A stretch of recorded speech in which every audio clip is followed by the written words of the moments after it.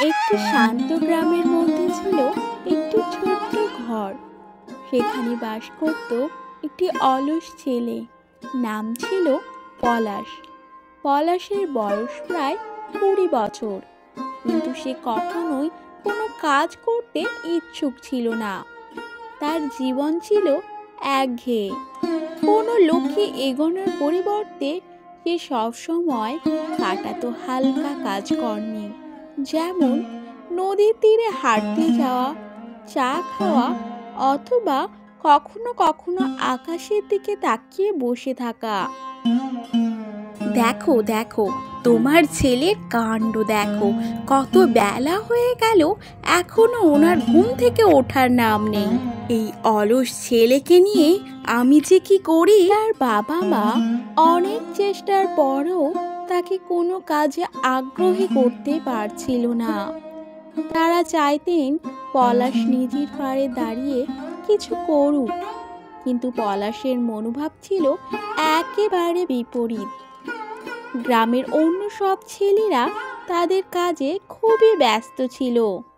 কেউ জমিতে কাজ করত, কেউ দোকানে, আবার কেউ পাখি ধরে বিক্রি করত।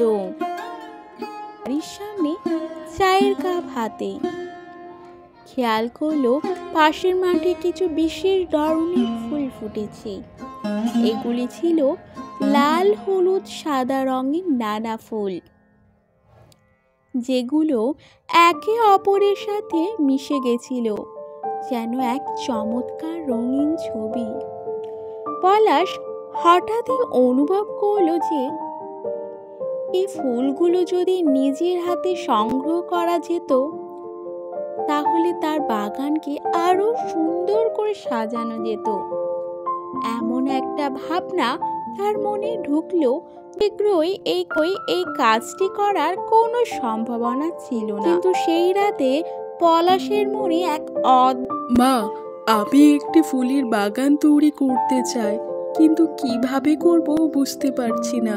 আর কোথায় বা দানা পাবো? মা, তুমি আমাকে কিছুটা ফুলের দানা কিনে এনে দেবে? পলাশের এমন পরিবর্তন দেখে পলাশের মা ভীষণ খুশি হয় এবং সঙ্গে সঙ্গে বাজারে যায় ফুলের দানা কেনার জন্য।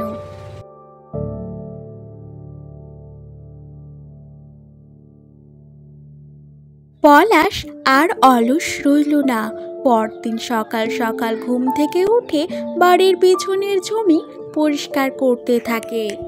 উঠানের শুকনো লতা পাতা পরিষ্কার করে সযত্নে ফুলের দানাগুলো লাগাতে থাকে পলাশ। পলাশ গাছগুলোর জন্য কঠোর পরিশ্রম করত। এইভাবেই দেখতে দেখতে বেশ কয়েকটা দিন পার হয়ে যায়। পলাশের স্বপ্ন আজ সত্যি হলো। গাছে গাছে ফুল ভরে গেছে। দূর দূরান্ত থেকে লোক আসে তার বাগান দেখতে। বাবা পলাশ, তুমি তো চমৎকার করে দিয়েছো। আমাদের গ্রামের নাম তুমি উজ্জ্বল করেছো। সারা জীবন সর্ষের ফুল দেখে কাটিয়ে দিলাম। এত সুন্দর সুন্দর যে ফুল হয় দেখে আমার জীবনটাই ধন্য হয়ে গেল বাবা। বুড়িমার প্রশংসায় পলাশের বাবা মাও বেশ খুশি হয়।